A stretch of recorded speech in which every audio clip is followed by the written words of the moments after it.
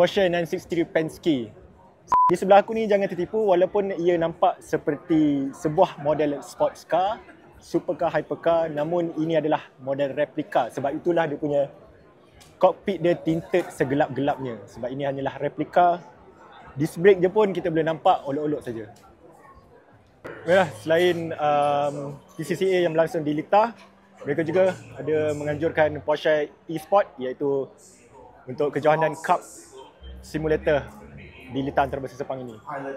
Dan sekarang sedang berlangsung eSport di belah hujung sana, yang ini hanyalah skrin dan juga tempat di mana mereka akan menyerahkan trofi kepada pemenang yang bakal menjuarai eSport pada petang ini. Selain perlumbaan digital dan juga fizikal, mereka ada hadirkan model-model Porsche kalau anda berminat. Dan sebelah saya ni adalah SE Hybrid Coupe. Harga RM700,000 ke atas, 0 ke 100 5.1 saat, dan minyak dia yang paling jimat, iaitu 3.2 liter setiap 100 km.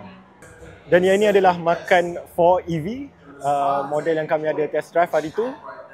Overall ini adalah sebuah model yang sesuai untuk daily drive, city driving, dan juga mereka yang nakkan sebuah kereta eksklusif tanpa nampak begitu mewah. Walaupun ia adalah Porsche, tapi dia boleh blend in dengan kereta-kereta di jalan raya. Dan yang terakhir adalah Taycan Turbo S. Model ini je yang aku belum dapat test drive lagi sebab hari tu editor aku yang pergi.